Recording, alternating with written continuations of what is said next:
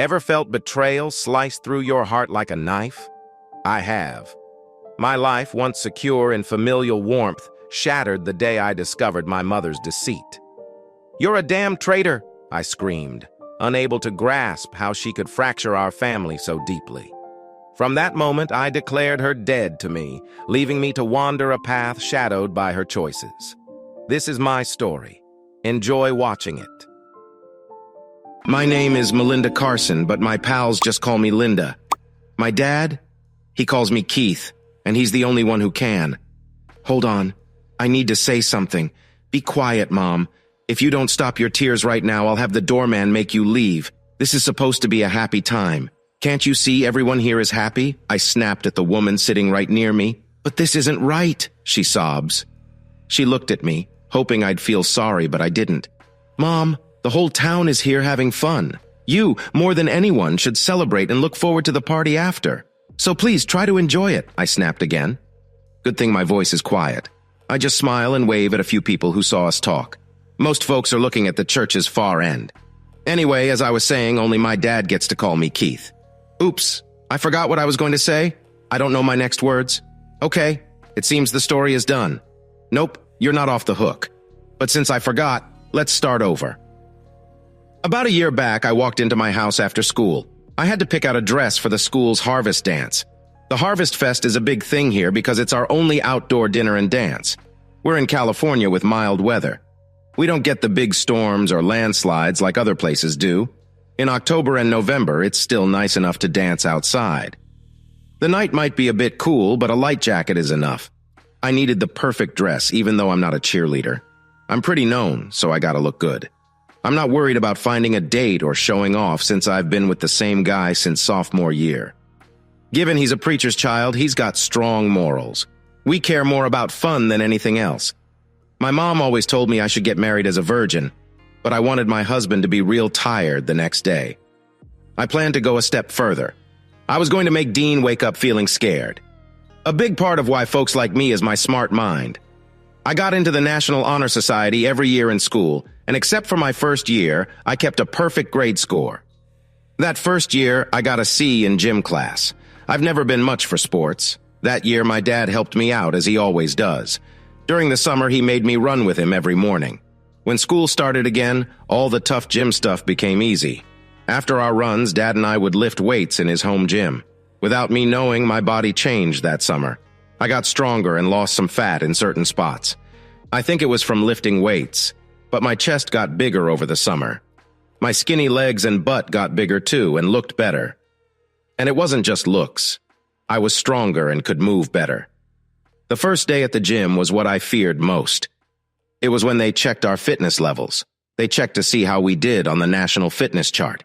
They looked at how many push-ups, squats, and pull-ups we could do. There was also rope climbing and a mile run. It usually took us the first week of school to test everyone. I did bad my first year, and last week when they checked again, I hadn't gotten much better. That's why I got a C. My dad just looked at my report card and hugged me, saying he was proud. I thought he'd be a bit upset, but he was not. When we started running, Dad just thought it'd be a fun way to hang out more, and since I'm a daddy's girl, I was all in. He was really skinny. We began running longer and longer. As we ran, we chatted, laughed, and joked around. I felt like I could tell my dad anything. One day after running, he talked about us going on a trip. I followed him to the gym, and it felt right to start lifting weights with him. It took me a bit to see he had this planned. He had set a light dumbbell next to his heavier one. Before I knew it, we were doing a full workout together, then grabbing breakfast before our day began. He didn't make a big deal out of it. I wasn't overweight, just not fit, and Dad helped me get more in shape. When I went back to school after summer, people, both guys and girls, were giving me looks in my sports gear. "What the heck did you do this summer?" Becky Thatcher, my best buddy since we were kids and neighbor, asked. "Did you go to supermodel school or something? Did you get surgery?" "Nope," I smiled. "Just hung out with Dad." But I added, "I also got highlights in my hair. Maybe that's it." Last year, I could barely do 8 push-ups and 20 squats before feeling sick. Talking to Becky, I did 25 push-ups and felt everyone's eyes on me as I went to do squats next. The gym teacher came over and asked who I was. Even Becky was staring. "Linda, you did 25 push-ups," she said, shocked. I guess I kept quiet doing them, I suggested, thinking maybe I could do even more. I didn't really think much of it. Linda, you did men's push-ups. She told me, besides the sports players and some fans, no one got close to my score before time ended. The teacher asked me to stop doing squats. You only had to do 50 to max out, he said.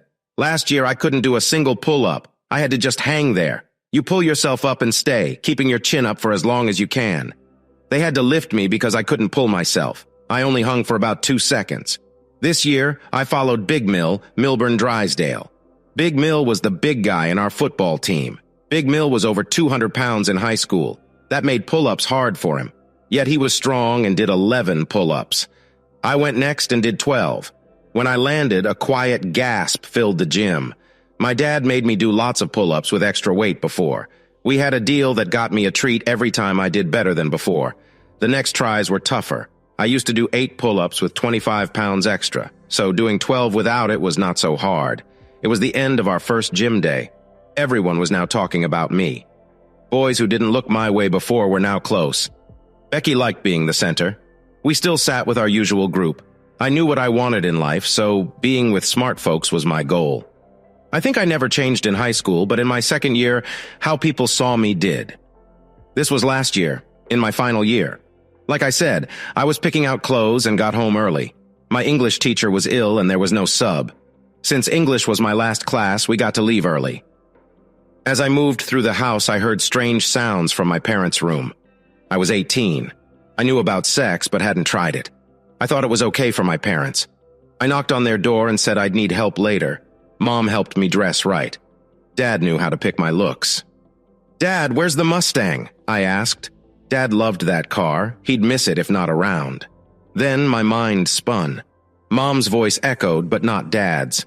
I opened the door and got mad. Mom was rushing to dress and my school's head was fixing his pants. "You betrayed us," I yelled at Mom. To him, "You'll lose your job when Dad finds out." I left fast. My phone rang within a block. Mom was calling. I picked up and hung up. I went to Becky's place. I stayed till Dad would be home. Seeing Dad's Mustang, it looked mad. To me, it was just angry with its sharp looks and loud roar, but Dad loved that sound. I used my key and walked in. Mom looked scared. "Hey, Keith." Dad greeted with a hug as usual. Dad hugs me so tight I can feel his love spill out. "You okay, kiddo?" he asked.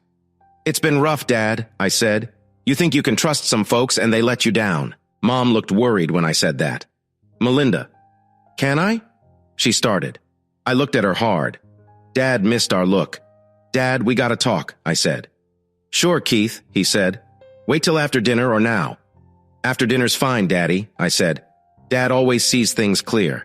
He makes me feel safe. Others feel the same about him. Dad works with cars. He fixes problems. He's good at seeing things in a new way. "Cool," he said.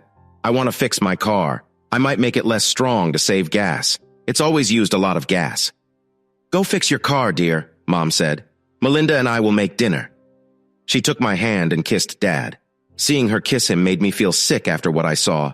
"Melinda, dear," she said. "I know I'm your mom, but don't touch me," I snapped.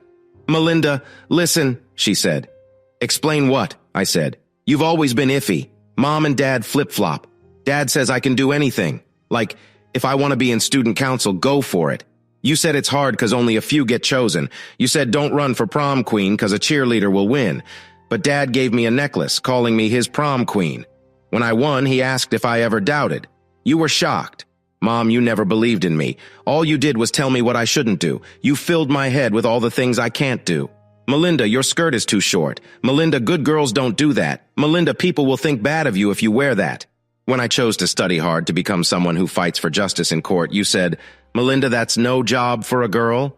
It's like you always wanted to dampen my dreams. Watch how you talk to me, you said. But am I still yours to guide? I wondered. Are you still my role model?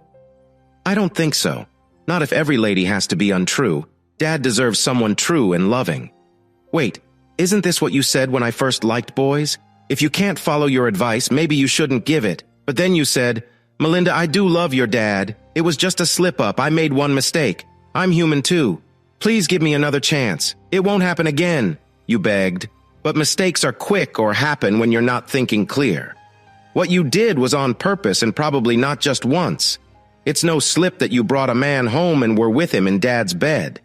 You see him every day at work. He's married with kids too. You broke 2 homes over one mistake. Melinda, I'm so sorry, you said. Please don't do this. It will hurt your dad and break our family for no good reason. But you just said it. Why ruin 2 homes just to get back at you? Do you want your dad to suffer? Pick up the phone right now. Call him and quit your job. Find work somewhere else if you need to. But if you see him or talk to him again, I'm telling Dad right away. Hand me your phone.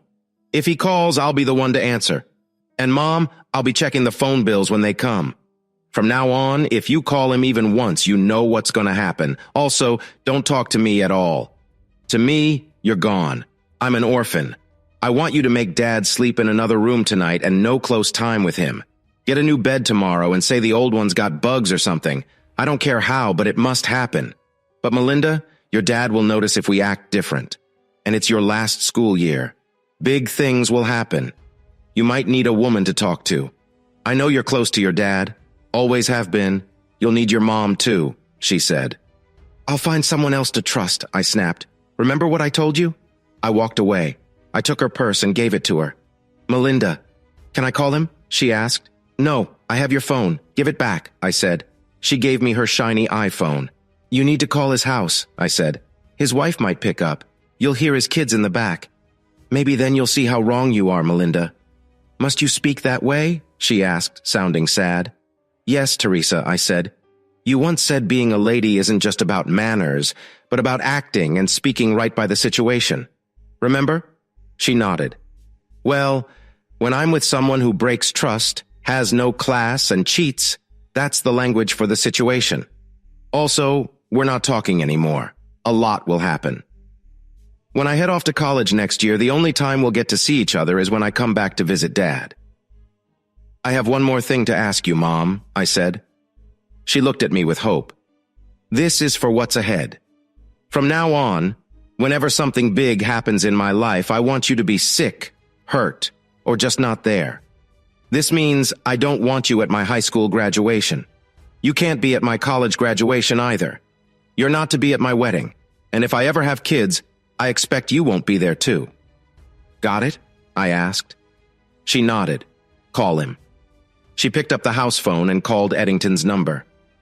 I have to leave my job, she said then. You need a new secretary. I'm never coming back. Have someone pack my things and send them to me. That someone is not you. Send my last paycheck or put it straight in the bank, Don. Don't call me again or Melinda will tell my husband and your family. Goodbye. Well done, Teresa, I said, though it hurt. What's painful? She asked. Telling your lover it's over? I asked. Does it make you feel sad? That hole in your belly? No, Melinda, she said with sadness. I don't like Russell. I only love your father. Russell was just... Stop. I cut her off. If you loved Dad, you wouldn't... Melinda, you're really young now, she said. One day you will get it. I hope I never get it the way you do, I said, sharp. I'll never get how a woman with a man who loves her can cheat on him with someone like Mr. Eddington. Do you even know the bad talk about him? I mean, it's clear you're foolish, but are you that foolish? Mom, you're not the first woman or even the first woman in our school he's fooled around with. You're just the latest. I bet he'll find someone else in less than a week. I took her phone and walked out. I went to the garage to see Dad. He popped open the hood of his Mustang and hooked up his new tuner to the engine port. This gadget could send info right to his iPad. It was like the guys had turned back into kids. Their toys just got bigger and cost more. 3 neighbors came over too, peeking under the hood at Dad's car. I came closer and he noticed, giving me a smile. Dinner ready? He asked. Not yet, Dad, I said. No rush. My dad was a simple kind of happy man, loving life. Him joking around with the neighbors made me feel bad for even thinking about taking this joy from him. He really put in the effort for us to have a good life. Mom only started working a bit ago when I was big enough to fend for myself. She didn't know how to be a secretary at first, just volunteered at my school. But she got the hang of it, started getting paid, and worked up to becoming Mr. Eddington's secretary. So I kept quiet for the sake of Dad's happiness, not for Mom or Mr. Eddington. It felt right at the moment. The next day at school started off well. Then, in the middle of first period, I got called to the principal's office.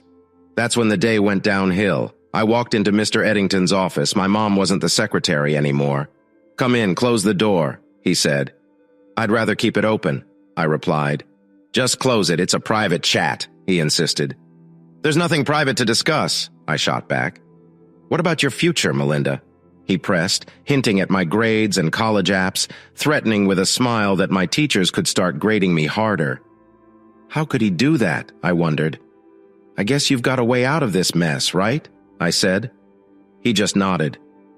"Look, Melinda, the thing with your mom and me, it was by mistake. It shouldn't mess up your job or anything else. Can't we just—" I spun around and slammed his office door so loud it must have echoed to the gym. His eyes popped wide. "Who do you think you are?" I yelled. "What are you, Darth Vader? You trying to scare me that some big space gun's about to blow up my world? Listen, Nicholas, we're in the 21st century. No one's buying these old tricks. So you're after my mom? I'm not as naive as she must be. I got a B+ all my years here except my first. Want to know how? I worked my butt off. I earned it. If my grades began to slip, I'd show my teachers my work and ask them to take another look. They'd need to point out what was wrong and show me work that got it right. Plus, most of my teachers like me more than you, so they wouldn't go along with your game. And you just looked even sillier. 'Cause this—" I pulled out my new iPhone and played back his threat to him. His eyes bugged out even more and he dropped into a chair. "So now I've got proof you trying to keep me quiet or mess with my grades. That's against the law, ain't it?" He nodded. "So it's not enough you've been playing the field here for a while. Now you're threatening kids to cover up your mess. Who scares you the most? Russell?" I asked. "It's Mr. Eddington to you, Melinda," he cried. "Mr. is a sign of respect?" I mocked. "I've got none for you, Russell. I've got your whole sad career in my hands. And you know what's really dumb?" He shook his head before you cut my science class short. "I already made a deal with my mom not to spill the beans to Dad or your wife. So what's scaring you the most? Scared that my dad will get back at you or that you might lose your job? Think about it. I gotta head back to class." Stepping into the hallway, boiling with rage, I bumped into Mrs. Abra, my top teacher. "Are you okay, Melinda?" she asked. Her eyes made it all click. Mrs. Abra was kind of a star at our school. All the boys and even grown men seemed to melt around her. I've seen dudes smack into walls or doors just 'cause they spotted her. A bunch of girls couldn't stand her, felt unfair. Here are all these girls just stepping into being grown-ups, shining like new. They start to feel good in their skin, friends with time and gravity. Then comes someone like Mrs. Abra, making them feel all awkward and small. But take a good look, and you sink even lower. Girls get it drilled in early. We're all different. Each has something cool about them. It's about playing up your good bits and playing down the not-so-good. Say your face shines like a light bulb. You might dress sharp to show off your shape and distract from your face. Maybe let your hair grow. Toss it around to cover one eye or the other. No curves? Maybe you got killer legs. Ditch the bra, go for shorter skirts to show off those legs. And if you're not about big curves, no sweat. You lean on low-cut tops and let them do the talking. And if you're all lean with nothing much here or there, you make your face your showstopper. The deal is we all get something cool. The key? Find yours and own it. Then Mrs. Abra messes everything up. Let's go back to the start. This lady is just not fair. She's got what I call changing hair. Her hair is a light shade of brown. Growing up, she was nicknamed Mouse Brown because she was quiet and shy. The ladies who had this hair didn't stand out. It wasn't a deep, hot brown or a bright, eye-catching light shade. In Miss Abra's case, though, her hair changes with the sun. A few sunny days and some of her hair starts to lighten. It looks so cool. Everyone thinks she's got highlights. If she ties her hair back or styles it so some parts don't see the sun, those bits look darker. And soon her hair has 2 or 3 natural colors in it. So many women I know pay big bucks trying to get what she has for free. Her hair falls nearly to her waist and moves like butterfly wings. And all that hair makes you notice her face even more. And her face? Just as pretty. She's got the bluest eyes. Talk math with her and you're lost. I've heard guys say they looked into those eyes and zoned out. Her eyes are so blue you forget everything. I wish she had a big nose, but no, her nose is tiny, like a cute add-on to her face. And she does something silly. She thinks her freckles are a flaw. She's got tiny, neat freckles on her nose that she hides with light makeup because she doesn't like them. Then, when we're outside and she skips the makeup, the guys see her freckles and like her even more. I really don't like her lips. These days it feels like everyone's into big lips. Women are getting shots to puff theirs up. Then there's women born with full lips, misses. Eyebrow has a small smile spot, but it shapes just right, making it look big. Her teeth shine bright, and she often shows a quick smile. When she smiles in class, it feels cozy and she stands out. Her body looks strong. It's not about size. She isn't all about big curves, and that's okay. Last summer, I forgot my swim gear for a party, and Mrs. Abbott, who was there too, said I could borrow hers. She said the kids should have all the fun, not the grown-ups. I thought her swimsuit top wouldn't fit me, but it was a medium 34. I was bigger, but on her it looked just right. Her waist is tiny, 23 inches, making her backside seem larger. She runs daily, so her legs look firm. Mrs. Abra, the math and science teacher, hides in long clothes and a lab coat. She always has on those big safety glasses. Without knowing, she's truly pretty. She's also the kindest, always helping us see why math and science matter. She goes easy on the quiet, smart types. She's not soft on the sports guys, though, benching them for their grades more than once. When a coach got mad and barged into her room because one of his players was failing her class, making him unable to play, she didn't budge. No way she'd make it easy for him. She pushed back hard. Once, the coach tried to get close to Mrs. Abra, but she wasn't having it. She made sure he knew she wasn't into him at all. She even stopped going to events if he was there. Some other teachers tried to ask her out too, but she didn't want to date anyone. The coach got salty and started spreading rumors that she liked girls because she wasn't into him. My mom told me that one of the science teachers said Mrs. Abra was once married. Abra was her married name. Her own name was Troy. Her husband was a friend from when she was little. He joined the army but died in training before he could really serve. To her, it felt like a huge loss. Her husband died without serving, just in training. He wanted to work in logistics like her dad, thinking it would be safe and far from the front lines. But he wasn't used to the heavy machines and ended up crashing a forklift into a storage shelf. It was loaded with heavy stuff that fell and crushed him. He barely missed being hit by a forklift himself, but got trapped under all that weight. "Are you okay, Melinda?" she asked when she saw me coming out of Principal Eddington's office. "Yes, ma'am, I'm fine," I answered. "He really bugs me, trust me on that." She grinned, showing her two bright teeth. "I get that feeling. Didn't think I'd see you by the principal's office. Hope you're not in a mess." "No, ma'am," I told her. "But since you brought it up, I kinda need some tips. You know, woman to woman on fashion and stuff. So you want me to find someone for fashion tips?" she asked. "Well, we could ask Sandy. You know Mrs. Delacqua? She's all about Paris fashion and watches those style shows. See what I mean? She doesn't see her own beauty." She thought of asking another lady, not as pretty as her, Mrs. Abra. "I said I wanted advice from you." "From me?" She smiled. "But you are way prettier than me. I wouldn't know where to start on giving fashion advice. But if it was math, now there you have me," I said. "Okay," she smiled. "I'll try my best, but you gotta help me too." "What do you need, ma'am?" I asked. She looked worried. "First and second year kids won't sign up for a forest walk. They find no fun in science. All they do is sit on computers. To them, running in the woods ain't fun. Melinda, you're pretty well liked. Maybe if you let folks know you're going, I might get more to come," she said, a bit shy.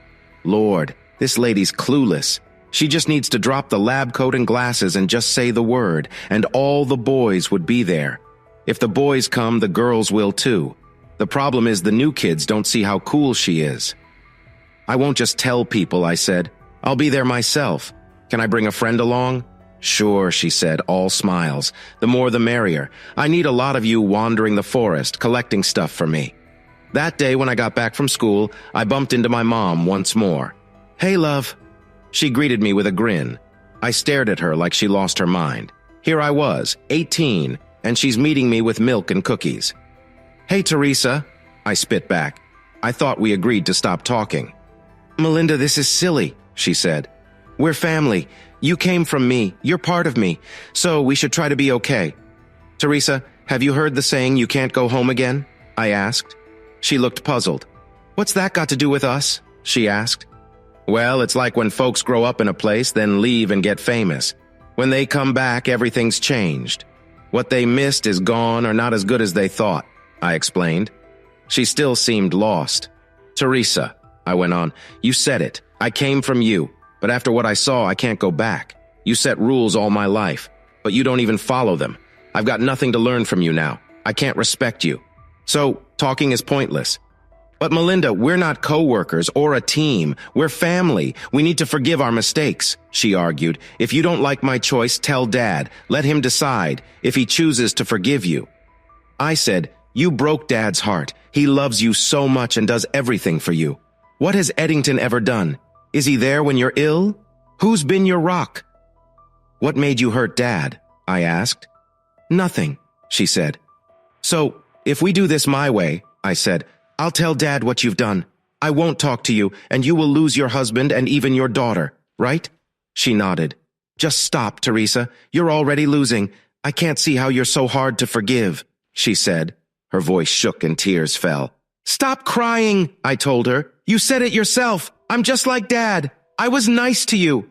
If you hurt someone I didn't love, I would have made it way worse for them. You got lucky. If you stay smart, you can keep him. But if I find out or anyone else you're doing wrong again, it's going to be bad. I stayed in my room till Dad got home. Then I came down for dinner. Dad chilled after eating. Then I asked him if he felt like walking or jogging, just as we were getting ready. Mom asked if she could join. You don't run, do you? I smiled at her. I could take your old bike. She smiled. So we all could hang. My bike's tire is dead, I said. But if you want to hear about school stuff and have me try to get Dad to some of it, that's cool. Maybe we can talk about what happened yesterday, too. If my bike's tire is bad, I can't come, she said suddenly. My butt's too big to run. I love your butt, hun, my dad said. He kissed her and it made me feel sick. My mom smiled at me after that kiss and tapped her own butt. She thought she won. When Dad went to change, she smiled at me.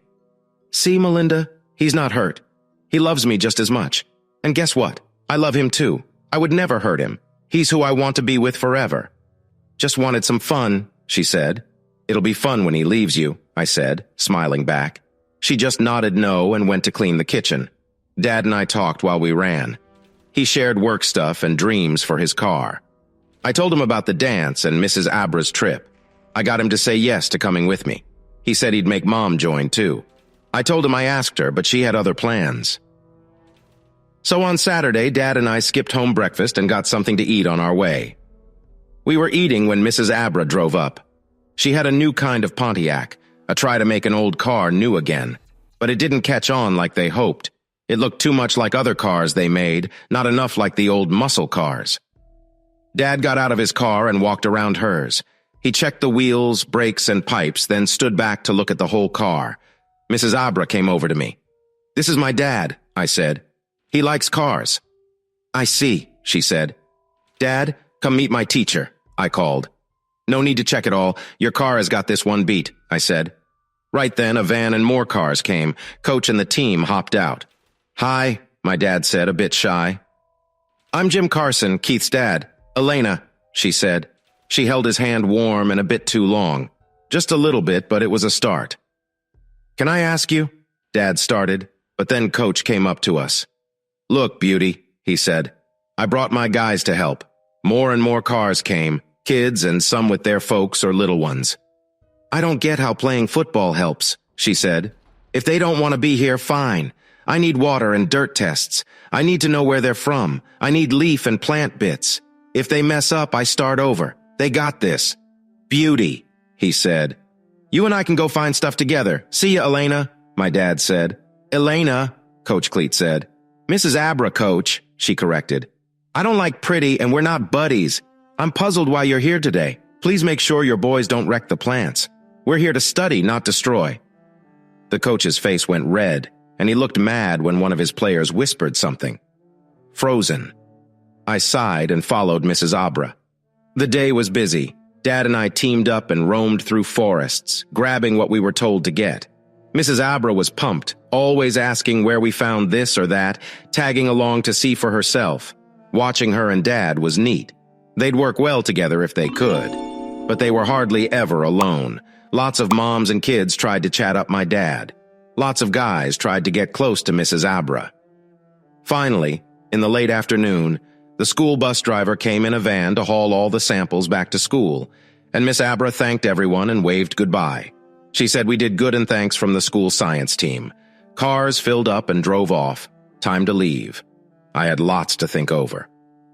In the morning, I saw Russell Eddington, but not for long.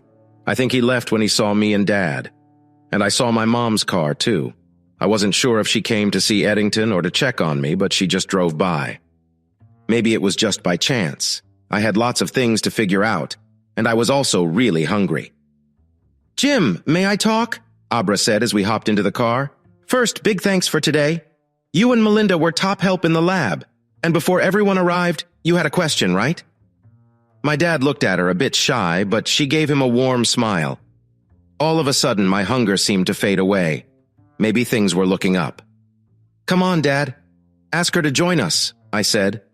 He hesitated. "I thought it was more of a private thing." "Jim, you spent your Saturday with dirt for me," she pointed out. "So, ask away." He took a deep breath. "Could you show me?" He paused. "I was wondering." My dad was trying to keep it cool, but my mom would have dived right into asking. Abra's eyes narrowed, but Dad kept going, diving headfirst into what might be a mess. "I'd really love to see," he went on, "the engine in that GTO. It's supposed to have a 5.7-liter V8, right? The same as the Corvette that year. How come it's only got 350 horsepower?" He was curious. The old one had the same, and the newer one went up to 400. With a big engine, you'd expect more power. My Mustang's only got a 5.0-liter and it gets 462 horsepower, no extra stuff. But I'm lost on all this. She laughed. "I have no clue what you're on about." But she was still smiling, nodded for him to go ahead. She opened the car, lifted the hood for him. Dad propped it open and started looking into the engine, just like other folks into their cars. Abra stepped beside him. Just then, Coach Cleats also hopped off the bus and came over. "What's wrong with the car, Bob? Need a hand, Abra?" he asked, a bit annoyed. "It's all good," she replied. "Got a place to stay?" "No, just me tonight," he said. So we were looking at an engine, right? And from where I stood, I could tell something was off. "You gotta fix your carburetor," I said. But then, we thought maybe just cleaning it would do. We had some cleaner in the bus, but this wasn't a normal engine. My dad said it had fuel injection. "Exactly," Coach Clint agreed. He wanted to spray some start help stuff into the injector. "Okay, I'll leave you to it, but call me if you need help. You got my number, right?" "Yeah, I got your number," Miss Abra joked. She went back to the engine and then we heard laughter from the bus. "Dad, eat," I called out. After saying bye to Mrs. Abra, we went home. It was Saturday, and Mom hadn't made dinner yet. She looked worried when we walked in. She hugged Dad, then turned to me. I just looked back, keeping it cool. "Melinda, it's Saturday. Don't you have a date?" she asked. "Dean and I went out last night," I explained, "and tomorrow we're planning something. Dean has to clean the church with his dad tonight. I used to help, just to be near Dean. But his mom got on my nerves. Moms, right?" Mom put up her guard. "I didn't mean anything by it," she said. "You're a pretty girl. You should have fun. It's your last year in school. You gotta get serious for law school next year. You work hard. I just want you to chill, too." "Mom, fun isn't everything. Hanging out with Dad today was great. And helping a teacher felt good, too. I'm going to college next year. I want to spend as much time as I can with Dad. So you always said family first, right? And you told me to stand by my man. Kinda like that song by Tammy Wynette. Dean is kinda stuck with church stuff because of his parents. They're big on it. We're not much into religion, but we don't want to upset them, so we go with the flow. Being with Dean means I gotta stick by his side. That's what you said, to put my relationships first. That really got to her when I said it back. I liked using your words, Mom, I mentioned. Girls who run around with too many guys end up alone, you said. That hit her hard. Well, I didn't make dinner. She shifted the topic. She thought, since I might be out, she and Dad could just order pizza, watch some pay TV, and see what's on. That sounds cool, I replied. I grabbed Dad's hand and pulled him from the kitchen. I'll get the pizza, Dad. You find us a good movie. Just no sappy love movies where someone dies or cheats, please. When Dad went to get the pizza from the door, he chatted about his Mustang. Mom took this chance to speak up again. She said it would be good to have the night with Dad alone. How can things get better if you're always here? I was blunt. First, get checked for STDs before you think about touching him again. Second, I saw you near the park when your lover was there. If I catch you talking to him, it's over. And third, I thought we agreed not to talk much. Right after I said that, Dad came in with the pizza. I'll grab drinks, he said. Mom and I just smiled and nodded. She even touched my shoulder softly. Dad didn't notice a thing. He stays cool unless his family or his car are in danger. As soon as he walked into the kitchen, we were fighting again. Touch me again, and we're done before you know it, I snapped. Melinda, give me a break here. I'm not out to get you. I know you and Dad picked lawyer for you, but you look at me like I'm on trial. Even bad guys get to be called not guilty until it's sure they did it. She said, Mom, you had a deal, right? Think of it as a promise with Dad. You were supposed to stay true, right? I asked, but she tried to dodge. No buts, I said. That means trust and sticking by him, right? Yeah, she admitted. You broke that, I said. We don't need clues, 'cause I saw it. Caught you right in the act, is that true? Yes, she snapped.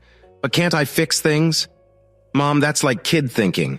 If someone steals, even if they give it back and say sorry, it's not over. Even if a robber gives back the money, he still faces jail. How can you fix this mess? I've been nicer to you than you deserve. Dad has to know. You might be moving back with Grandma soon. And Mom, you won't keep the house. Most folks think the house always goes to the lady, but Dad paid off the house all by himself. Your name's not even on it. And usually the house goes to the parent with the kid. Since I'm off to college soon, if Dad supports it, a judge might say I should stay here till I'm done. Make no mistake, Teresa, I'm old enough for a judge to care what I think, and there's no question who I'd choose to live with. I grinned at her. So you end up with Grandma, and she'll be mad when she finds out why you're getting a divorce. Dad will likely skip asking for child support and your half for school costs because you can't pay, even if you try going back to that job at Eddington. But you can't, because he hired a younger, nicer-looking secretary in just 3 days. So at 38, you're stuck without any job skills, just old ones. You're staying in your mom's basement with debts growing. I bet Dad won't let me drop out of school for this. You don't pay your part, and he probably won't make you pay child support. Your lawyer will sort it. Dad doesn't pay you child support, but covers all my school bills. Does this sound okay to you? No, she yelled. I'd be broke. I've got no skills.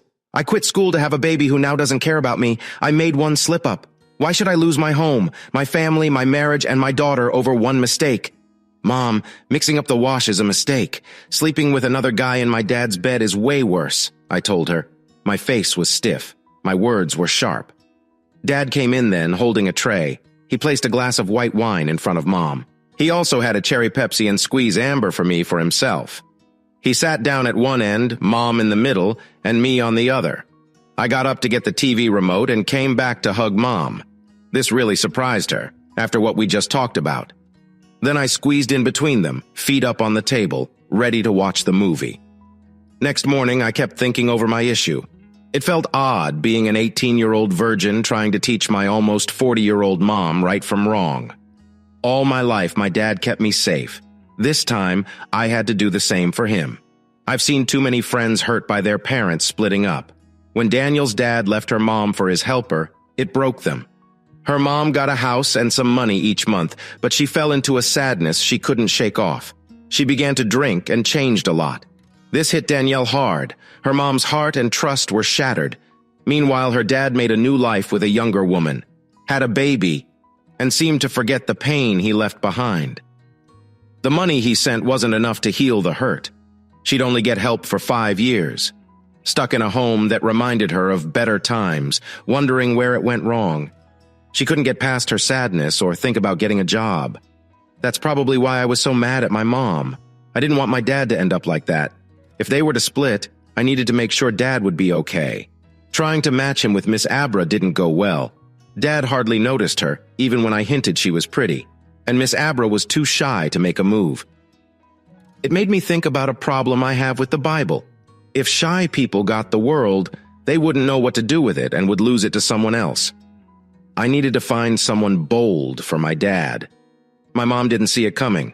I kept her in the dark until the moment to cut ties came. Did I feel bad for lying? Nope. She didn't feel bad for what she did until she got caught. Then it hit me. I already knew the right person for my dad. It was Danielle's mom. She wasn't as kind as Miss Abra, but then who is? Mrs. Kinney was still more fit and nicer looking than my mom. And she was pretty too. Maybe even more if she wore some makeup to hide the tired under her eyes. She could make my dad forget my mom. And my dad could make her forget her old bad marriage and feel good again. I can't believe I didn't think of it sooner. Monday at school was wild. Mr. Addington kept dodging me. I tried to tell him I saw him at the park on Saturday, but it was like he vanished every time I got close. I even saw him go to lunch with his new helper. At lunch, I ran into Miss Abra. I think she was looking for me. "Hi, Melinda," she said. "What did you need my help with?" I told her I needed help picking a dress for the Harvest Festival dance. "I'd love to help," she smiled. But I already had a hunch where this was going. "Ms. Abra, you're stunning," I started. "You're like the most eye-catching woman. Guys just flip over you." Before I could go on, she mumbled something that made me stop. She said she'd rather not talk about a heavy art teacher who thinks she's a star model. That took me aback. "I'm really sorry," she said. She didn't want to say it out loud. She didn't mean to make it sound so harsh. "I didn't mean to say that about your friend," I replied. "We need to chat," I insisted. "Can you take me home after school? You can check out my dress and we can have a snack and talk over what you said."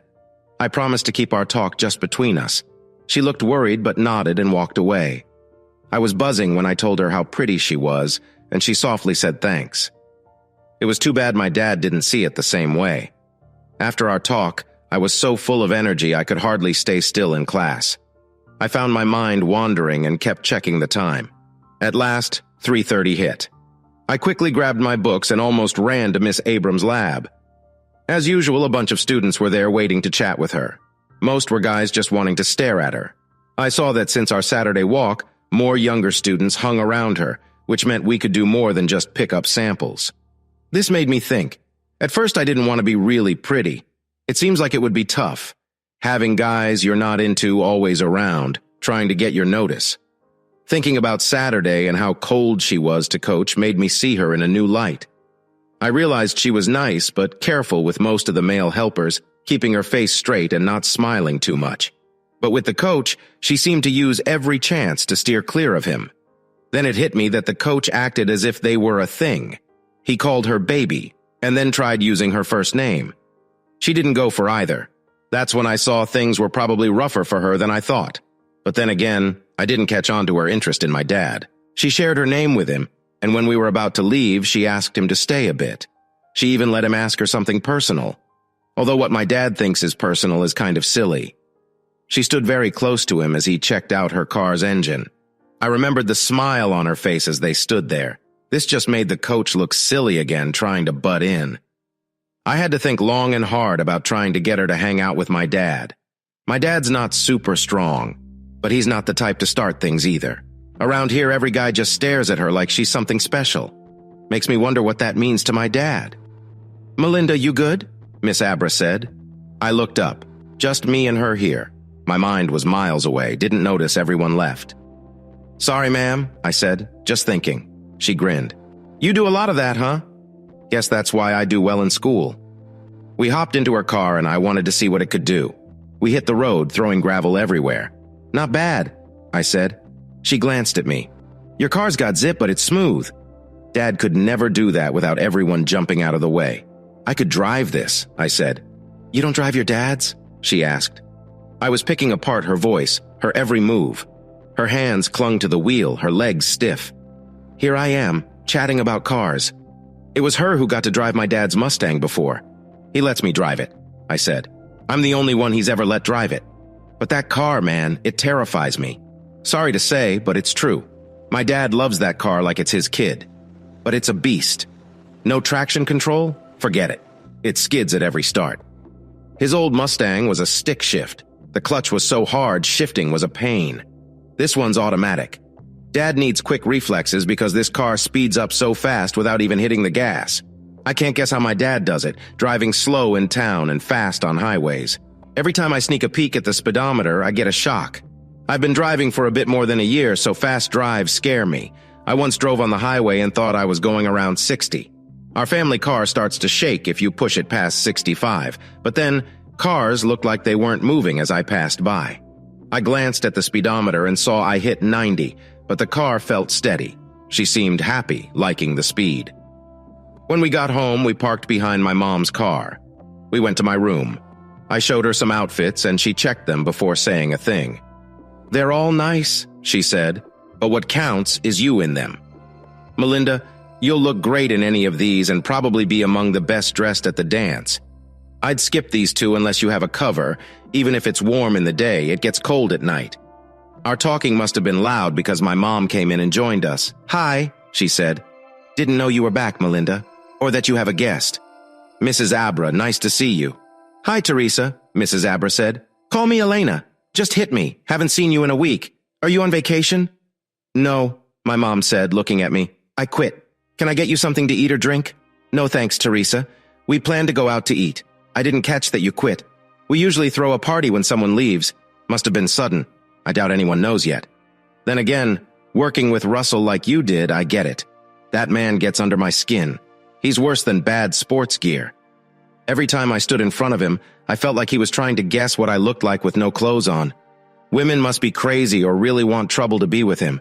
I don't envy his wife one bit." My mom looked worried. "Enjoy," she said, and went back to her stuff.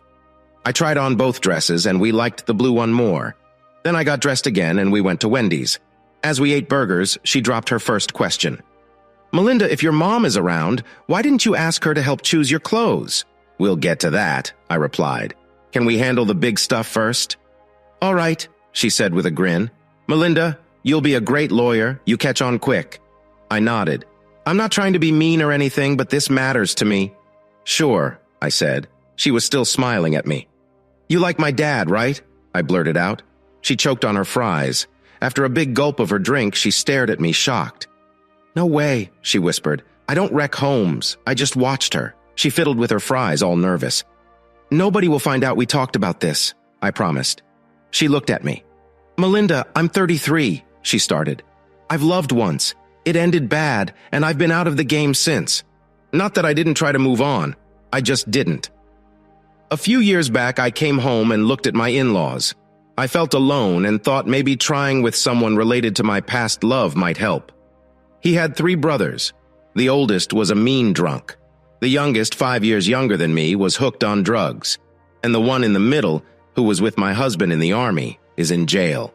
For a while, I couldn't stop thinking about what would happen when he came back from the army. Would he be like his brothers? Or was he different? I guess I'll never find out. My sister-in-law once said that Robert, the older brother, was sweet for the first 5 years they were married. As he got older, she told me he began to act more like their dad. She never thought he'd hit her until it happened. She told me to keep my good memories, but it seemed like she thought he'd changed too. I wanted to let go, but I can't help feeling the same way about most men as you would about a tree. I'm not silly, Melinda. I know I look good, and so do you. Can't you see in a guy's eyes if he really likes you or if he's just after one thing? I nodded. She was right. She said she always had to prove she was smart, especially about science. In college, nobody wanted me on their team because they thought I was dumb. The only guy who cared, I married him. Melinda. He was funny and shy, and he liked different music. Want to know what he first said to me? I shook my head. I was in the library holding a book. He sat next to me and started writing a paper. It was supposed to be typed, but he wrote it by hand. I found out he always did things his own way. Even though he was bad at typing, his writing was neat. We ended up looking at each other a lot. Then he looked right at me and said, "God, you're so ugly," with a huge grin. "Want to go for lunch? If I'm so ugly, why would you want to be seen with me?" I asked. He said, "My dad told me never to fall for a beautiful woman. So, since I want to marry you more than anything, you've got to be ugly. That way I don't break my dad's rule. He always had a way of shocking me," she said, "up until the very end. And since he passed, nobody has touched my life like that. Not until I met your dad. He's full of surprises. He's real good looking, but not stuck up at all.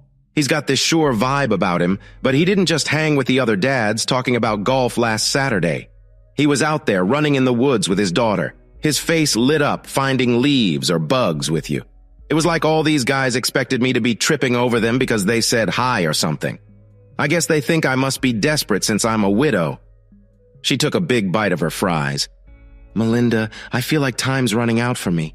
But I want to get married again one day. It's got to be with the right one, though. And since you said we're keeping this secret and I trust you, yeah, I really like your dad. But don't worry, I don't chase after married men. Plus, he seemed to like my car more than me. Talking to him, I was scared to even breathe. I never felt like that before. I wanted him to touch me, but I couldn't let myself." She looked a bit sad eating her burger, but telling me seemed to make her feel a bit better, like she could relax some. "I'll help you," I told her, but she nearly choked on her burger. I had to wait till she was done eating before talking again. "Melinda, he's taken. And your mom?" I almost yelled. "She was with Russell Eddington in your dad's bed when I walked in on them. She doesn't deserve him. I can't let her hurt him. They're splitting up. That's why she lost her job. I can't stand her. That's why I never go to her for advice.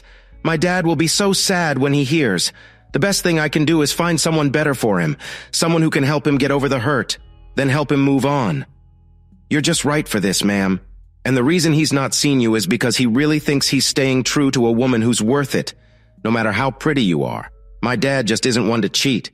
We just need to get you two together a bit." Coming back home, I felt better than I had since all this began. I wanted to light up a cigar. Say I love it when a plan works out. I guess that's why I was shocked when my great plan started to fall apart. "Melinda, what are you up to?" the mother yelled. "You're right. I saw you at the park on Saturday. I was scared you'd tell your dad. I saw you bring him that math and science Barbie. Then you actually let that woman into my house. Picking your clothes, that's my job. I am your mom." "Did know she likes girls?" she asked. I burst out laughing. "She doesn't like girls." I laughed. "You must have heard it from Eddington, huh?" "No, she's not like that. She's just very picky about men." "What do you mean?" she asked, curious. I knew I had her hooked. This wasn't my plan, but it might just work. "Remember how you made up with Dad?" I asked. She nodded, eager. "The only way to balance things is if Dad sleeps with someone else too. Then all will be calm, and we can be a family again." "I'm sick of this anger, Mom. I miss us. So if your dad sleeps with her a few times, it will all be fixed." "And you'll never tell him?" she asked. "And you'll forgive me too." "That was the plan," I said. "But it won't work." Dad didn't look at her twice. He was more interested in her card. And she said, "I'll help you?" She said, "No one knows my dad like she does.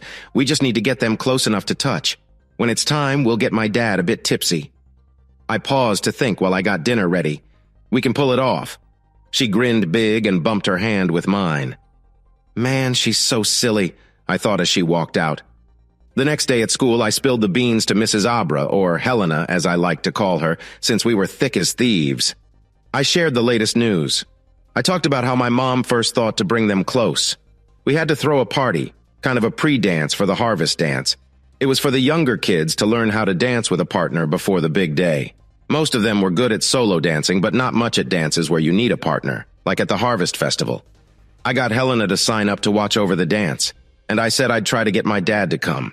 Once they were there, I managed to get them dancing together. It brought us a step closer to joining them. The funny bit was, this whole plan popped into my mom's head as the pre-dance night got closer. I saw my mom getting more worried every day. I wasn't talking to her much, but I did chat about the plan. She had some neat ideas for after the pre-dance. Anyway, there was something special in the air that night. Before heading out, I let Mom put a flower in my hair. While waiting for Dean to pick me up, both Dad and I were surprised Mom wasn't coming. I got a bit mad and pulled her aside. I kinda wanted to have her over, watch my dad dance with Helena. I wanted to see her feel awkward, watching a woman who was younger, had a better figure, and was prettier than her, try her best to charm my dad right before her eyes. Both Helena and I were sure my mom didn't really love my dad. No matter what she said, she wouldn't admit it. First off, she cheated on him. If she really loved him, she wouldn't do that. Then, she didn't come clean when she got caught.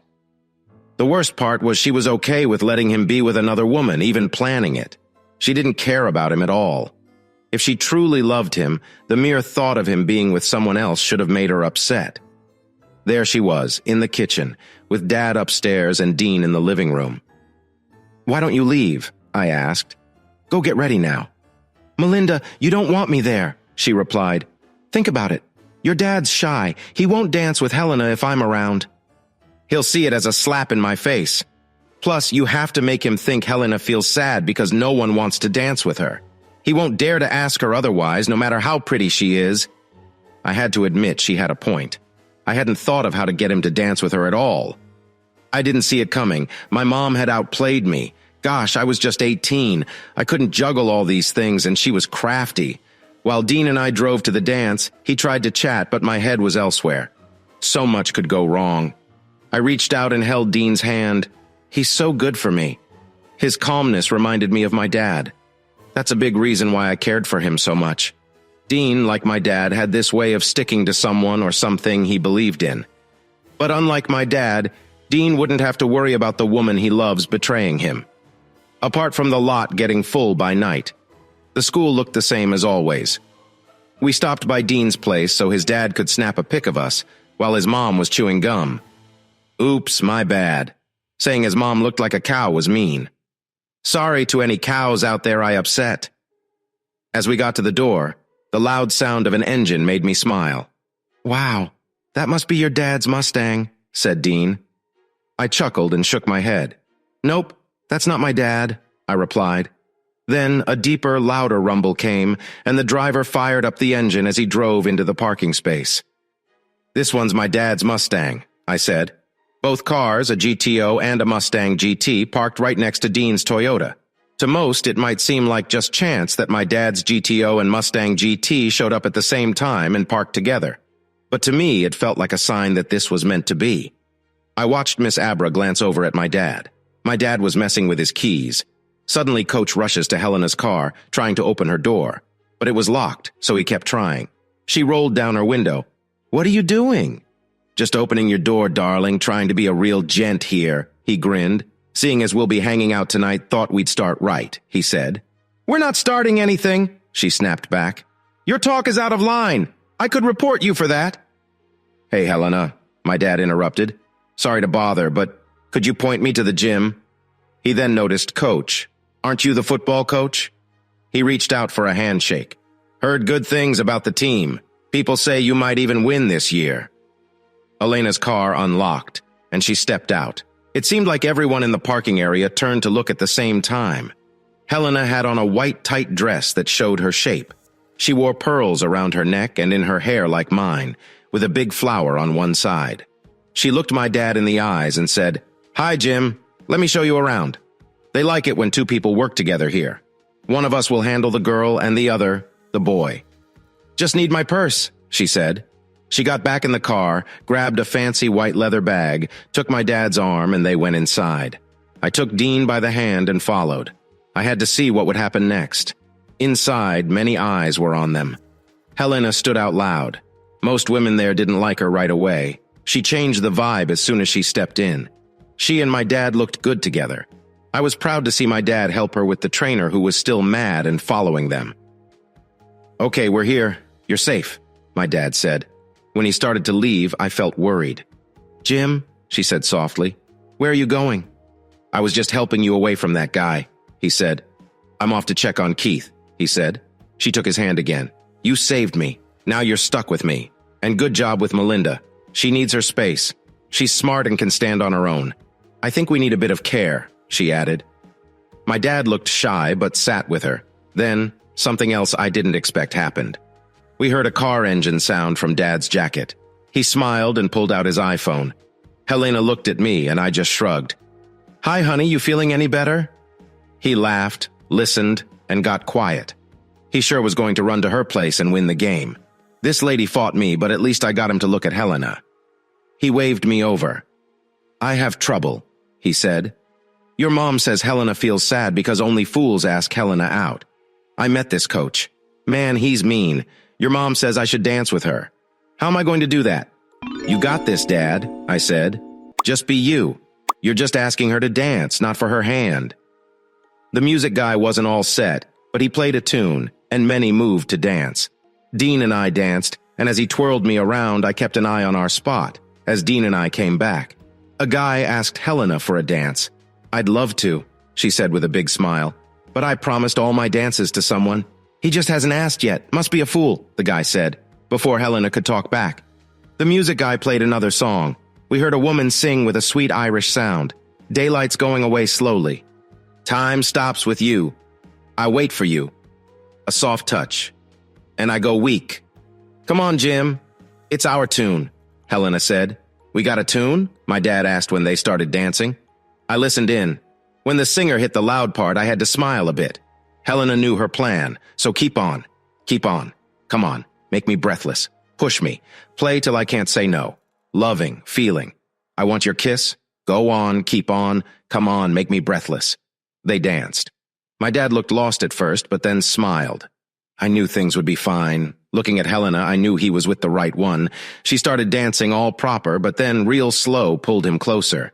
When not dancing, they sat and laughed, talking at the table. Elena was on top of the world. She shone bright. Many guys tried to get her look, but she only watched my dad. She caught my look and said nothing, out of breath. Even though my dad didn't know it, he was on a great first date. We had been there for about 3 hours. Then, the dream broke.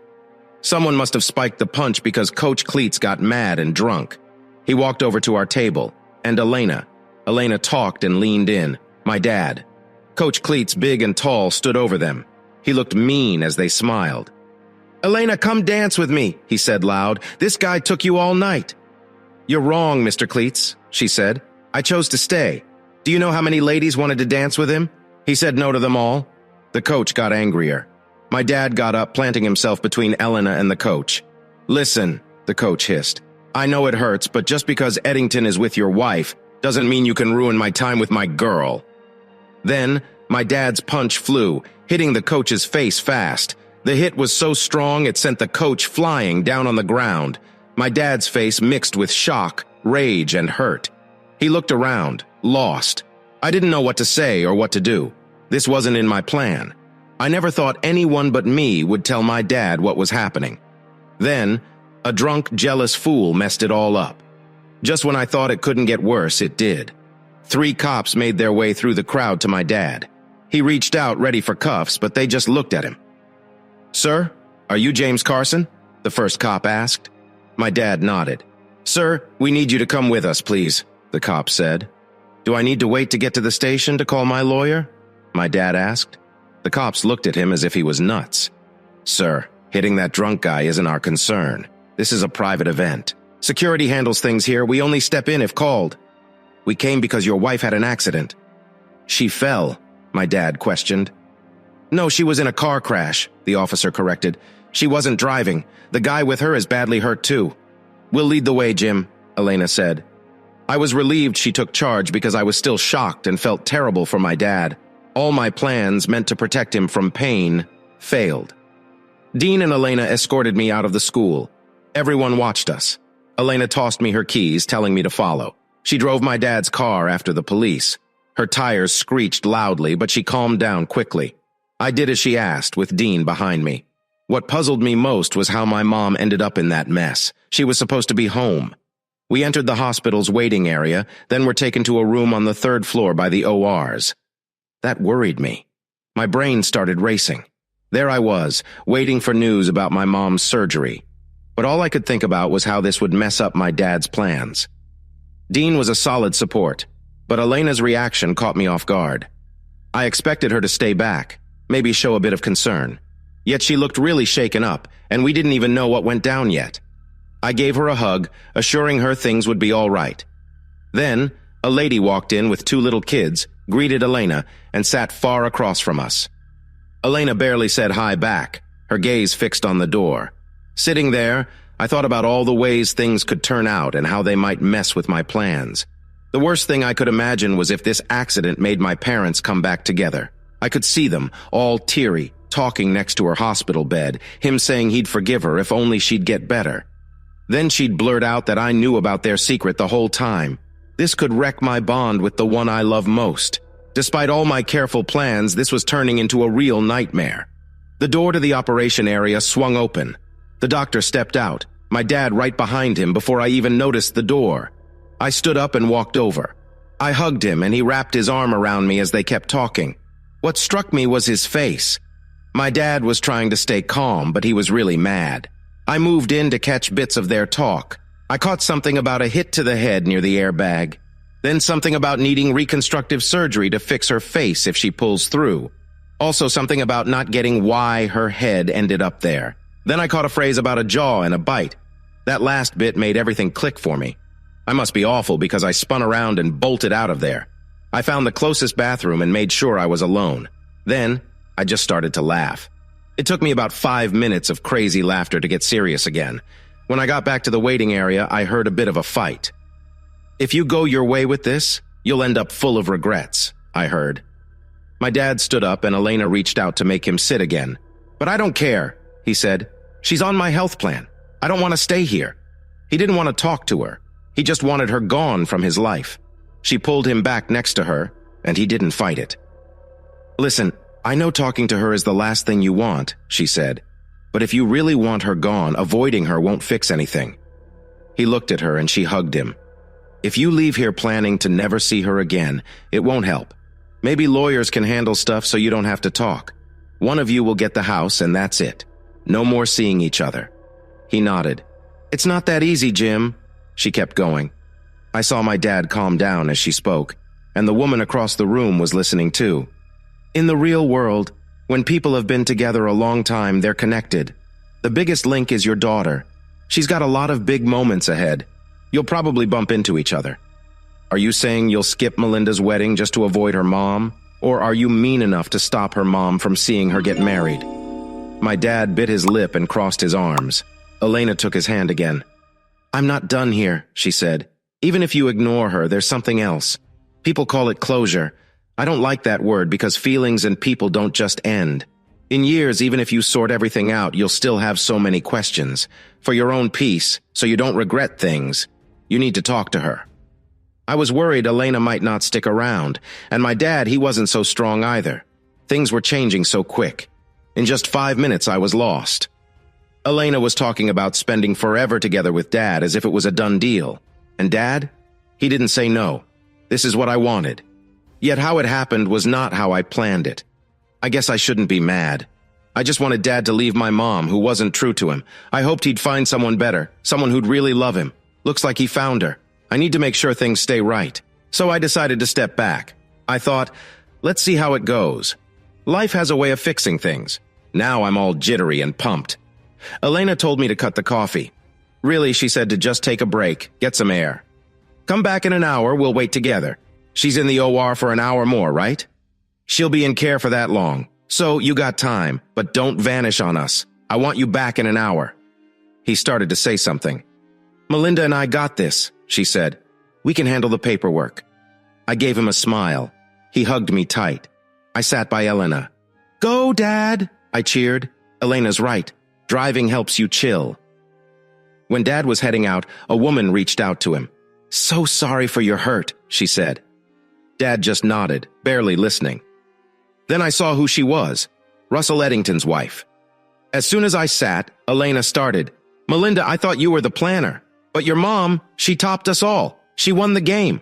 She made your dad think she was sick so she didn't go to the dance. She told you she did that because if she was there, your dad would be too afraid to dance with me, right? I nodded, trying to get what she meant. The call your dad got when we got to the dance was from her, Elena said. I know that, I said. I was happy she called because she was why Daddy danced with you. Don't. Helena said she called him to make sure you and he were at the dance so she could go out. Hugs, Russell. This time they went to a motel, because last time you caught them at your house, she didn't. She didn't know when you'd be home, and she didn't want to get caught again.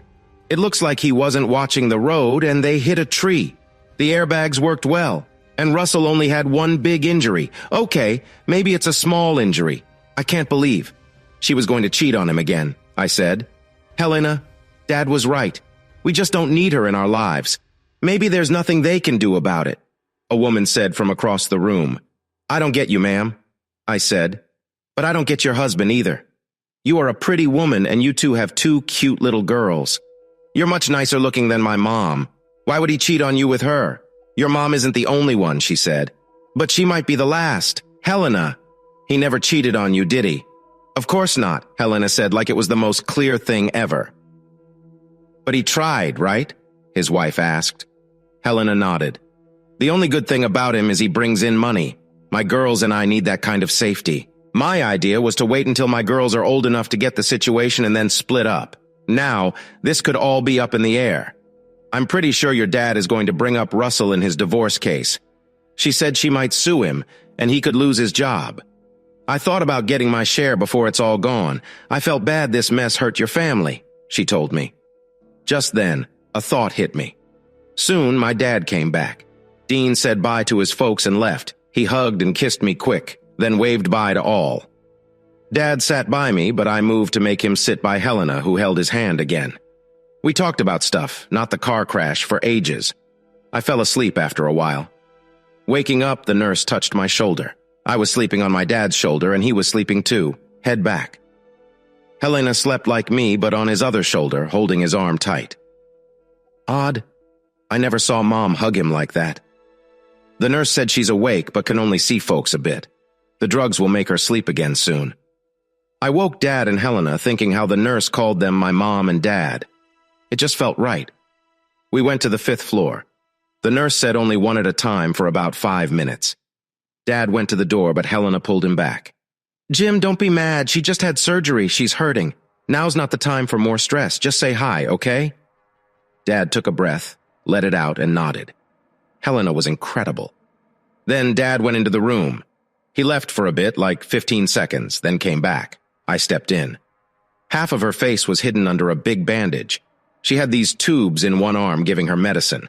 The other side had a simple Band-Aid on her shoulder.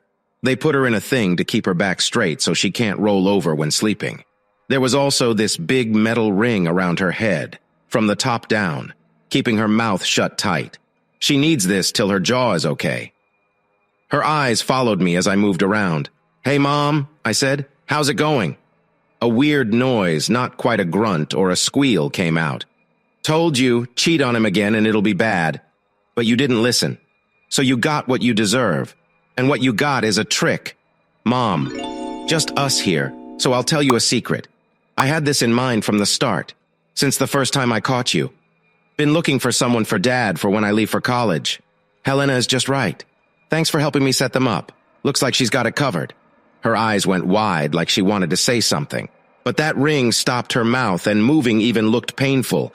But be thankful for her. If it wasn't for her, he wouldn't even visit. I told her. She looked mad at me. Mom, don't be mad at me. Not my fault, but think about it. Dad knew about you and Eddington, but I didn't tell.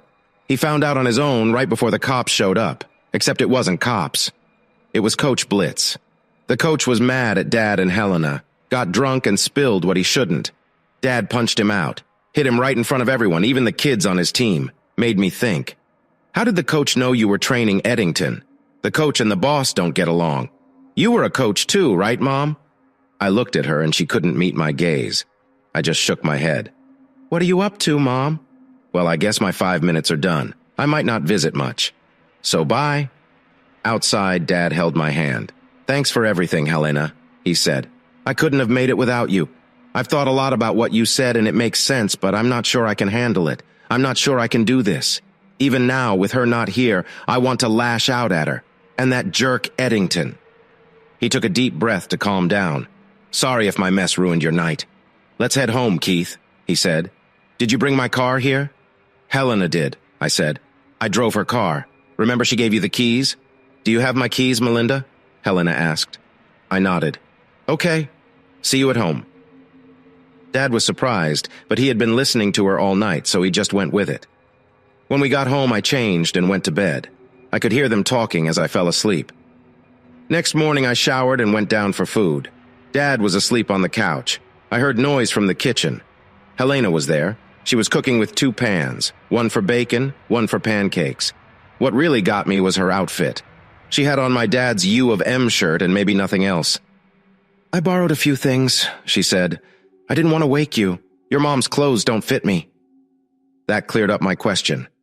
Why not borrow jeans or a skirt? I asked. She raised an eyebrow, and I got it. She wore what Dad loves to see. We talked all night, she said. He's upset. We need to help him get through it. Melinda, last night I told him all about me. I think he's a bit mad at me. Why would he be mad? I asked. I had to be true with him, she said.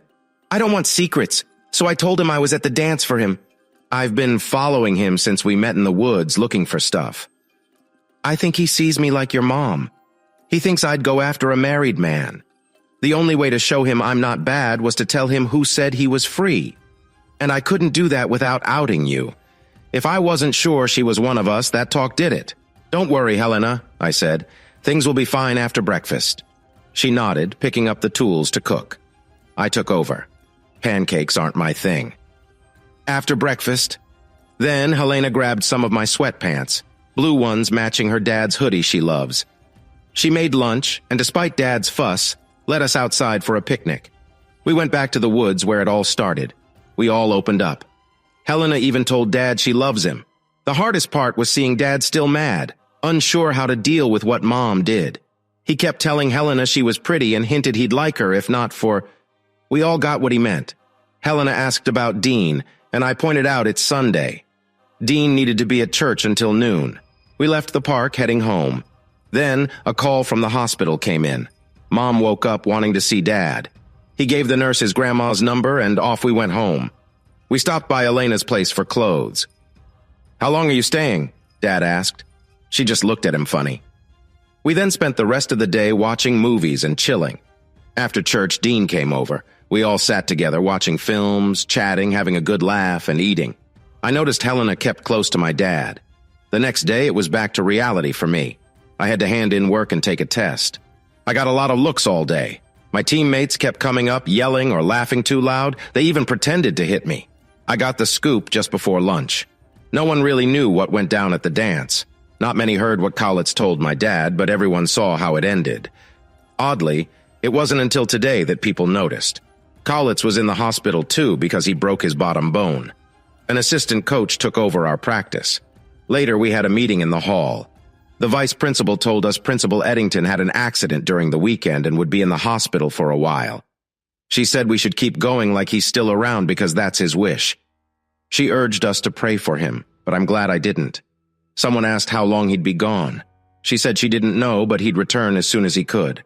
Another question popped up about how bad his injuries were. That made me chuckle. When I got home, I checked the fridge. I had cooked a couple of times before, so I decided to whip up dinner tonight. I had loads of time since Dad was still at work for about an hour and a half. I was shocked when I heard a car. Even more when I heard a knock. It was Helena at the door. I let her in, and she walked straight to the kitchen. "What are you up to?" she asked. "Burgers," I said with a smile. "I'll make them and Dad can cook them when he's done with his run." "He's running?" she asked. I nodded. "Okay, what are we making for? A party?" She guessed. I just shrugged. "How about a big salad?" she suggested. "We'll throw in whatever we find. If you don't like it, leave it out." I agreed. We got a big bowl and started cutting up veggies, onions, and mushrooms. "Do you think he'd mind if I joined him for his run?" she asked. "I think he'd like it," I said. And she did. When my dad got back, there she was in her running gear looking good. They returned, showered, and we all ate together. At dinner, we chatted, steering clear of the obvious topic. After, Helena said her car was acting weird, making noises and losing power. Dad checked her car in the garage while Helena looked over some papers with glasses on. My grandma called, saying she wanted to visit. Dad welcomed her. When she arrived, Helena was taking a long bath. Grandma was curious why Dad didn't visit Mom in the hospital on Sunday or today. She turned to me, thinking Dad stopped me from seeing Mom. "My mom had a crash," told Grandma, "but it wasn't even our car. Why was Dad so mad?" He explained it all to Grandma, who was nearly floored by the news. She said sorry to my dad, and he told her that he made sure she got the best care. But he was still too mad and hurt to see her. Then my grandma left looking shocked as she drove away. A week later, we all went to the Harvest Festival dance. I was with Dean and Dad came with Helena. At the dance, Helena looked even more amazing than at the practice. How people treated them was the big change. Everyone knew they were a pair. No guy dared to ask her to dance. I think it was for two reasons. First, because she was always by my dad's side. She even held his hand while they ate. And people were still talking about the coach thing. I heard some guy say, "Man, if you ask her to dance, her guy will knock you out." The night was great. Helena felt free to be her true, nice, and funny self. She wasn't bothered by guys all night with my dad there. Her smile and the sparkle in her eyes grew a lot. She mostly smiled at him, and that's just right. Even after the dance, things were different. She didn't need to hide behind lab coats and safety glasses anymore, and guys noticed her more. But every night, she waited for my dad at home and sometimes visited him at his work, like she couldn't wait to be together again. This went on for a few weeks. Both Dad and Helena said they'd take me to the hospital if I wanted. Dad also said I could use Mom's car or the Jeep he uses in winter if I wanted to go alone. As for Helena, they were almost always together. Only work or sleep kept them apart. Their love story, if you call it that, was very sweet and simple. I've never seen them kiss. I knew Helena liked my dad, but I wasn't sure how he felt about her. Then one night he came back and she was gone. He didn't ask me, so I kept quiet. He looked all over the house and then outside. He didn't speak, so I stayed silent, but I secretly filmed him searching the house and looking out the window. When she finally came back, he acted like it was all okay. "Hi," he said and went to the garage. Helena gave me a weird look. "What did I do?" she asked.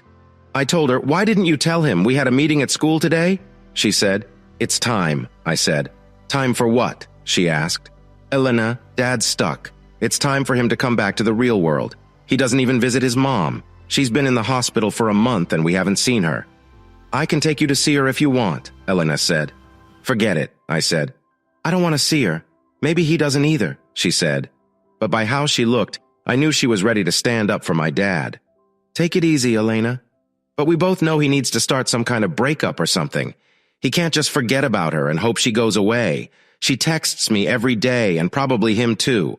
As soon as she can talk, she'll start calling." "And what about us?" I said.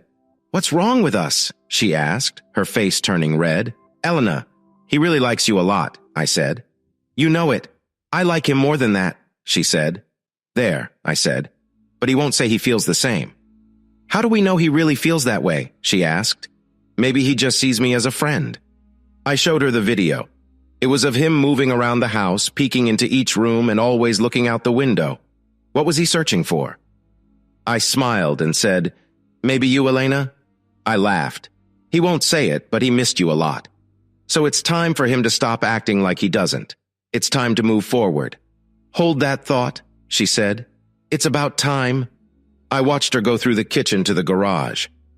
My dad was bent over his car, doing something. I never get what he does with that car so much. It's like he chats with it.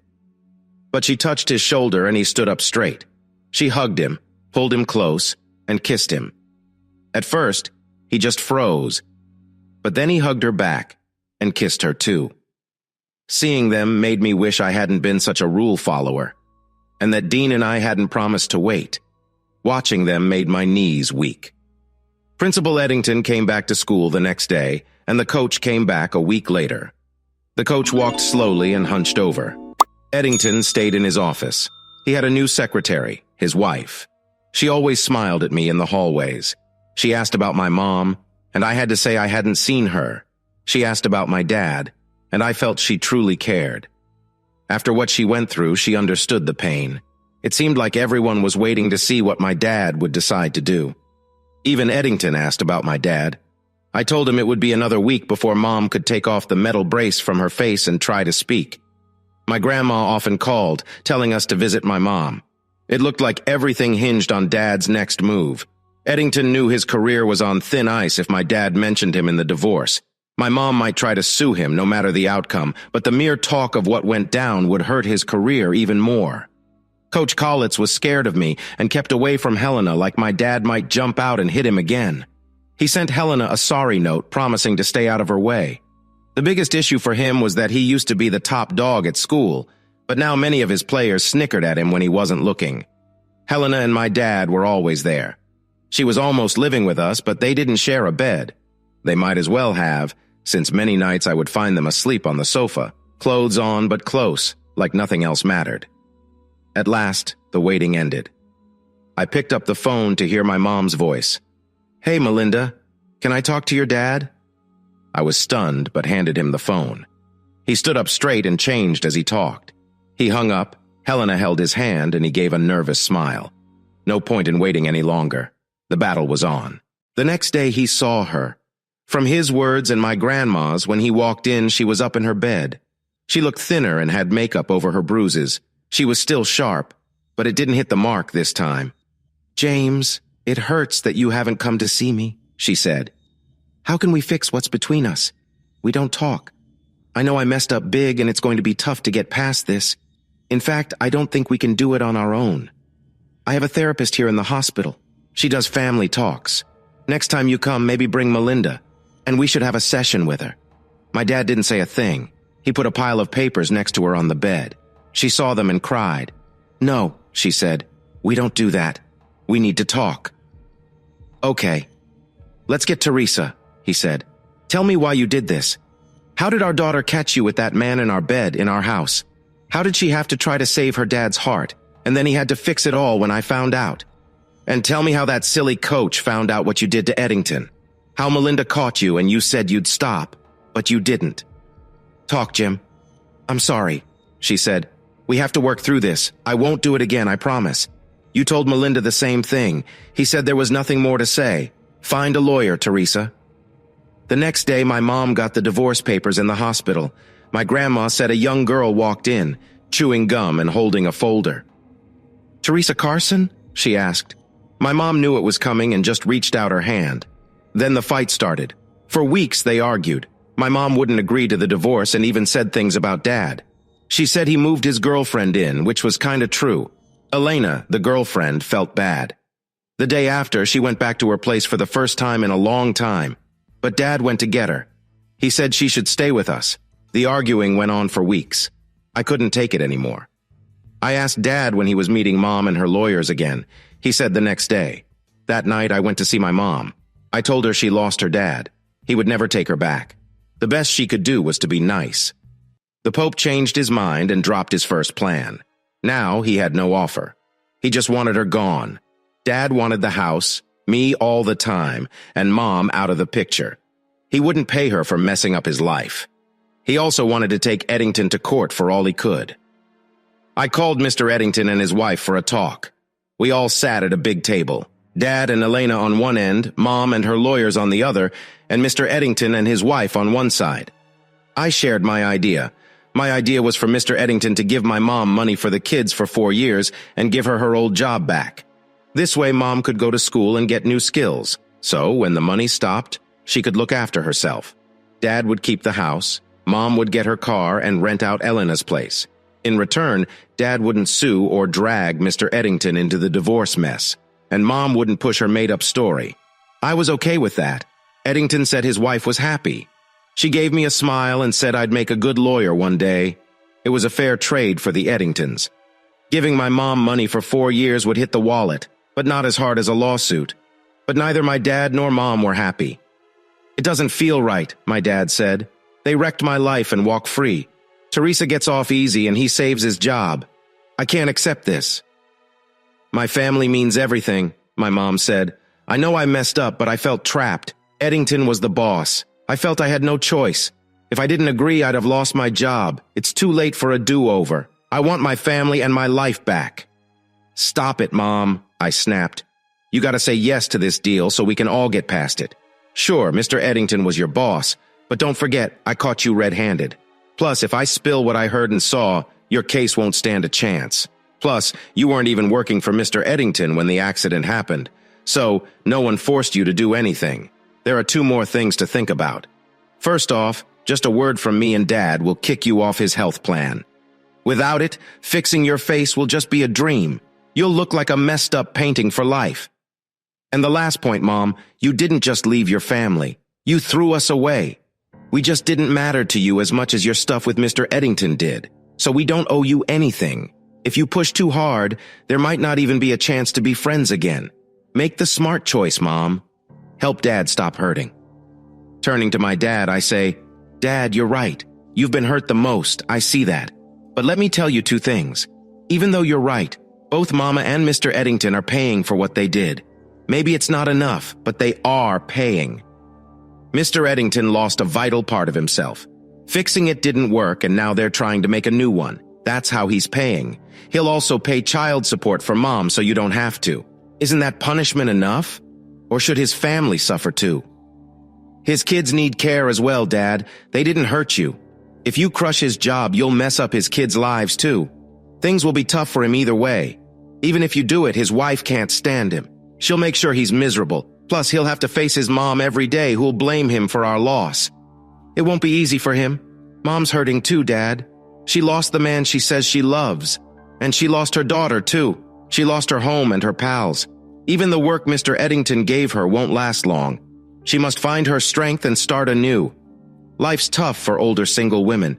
My mom started crying, and look, Dad, this is good for you in two ways. You're free from a woman you can't trust again. You're free from a woman who hurt you more than once. You can move on and never see her again. We both can. And you get to be with the kindest, most lovely, amazing woman I know. My dad smiled and hugged Elena. Why are you hugging her? I joked. I meant me. Very funny, Keith, said Elena. My dad nodded. Okay, I agree, he said. I looked at my mom. She nodded, then cried again. The lawyers to make it all official. It was odd making one cheater pay the other, but both were sure it'd work. If the judge says no, Mr. Eddington will send child support to Dad, who'll give it to Mom. 3 days later, they signed the papers. My mom brought my grandma. My dad came with Elena and me, and Mr. Eddington came alone. After signing, my mom, crying, asked my dad for one last kiss, but Elena said no. About a week later, Elena asked for my help. She gave me cash and her car keys, told me to take Becky and Dean to the movies. I didn't get it at first. Then I realized she wanted time alone with my dad. I laughed. You don't need to send me away, I said. Is this a special thing? Have you guys... Not yet, she said. Oh, right, I'm off then. Didn't know you two hadn't. They both looked super happy the next day. Months passed, and now we're at a church. I'm both a bridesmaid and matchmaker because I helped them find each other. But my mom keeps talking. Not sure why she's even here. Maybe to show her? Or she just crashed the wedding. We had to do it now since I'm off to college soon and Elena might be pregnant with twins, so she needed to fit in her dress. Soon, the priest asks if anyone objects. I got close to my mom, ready to stop her from talking. I whispered, Mom, if you say anything, I'll have to stop you right here. So, I guess it's a happy ending for them.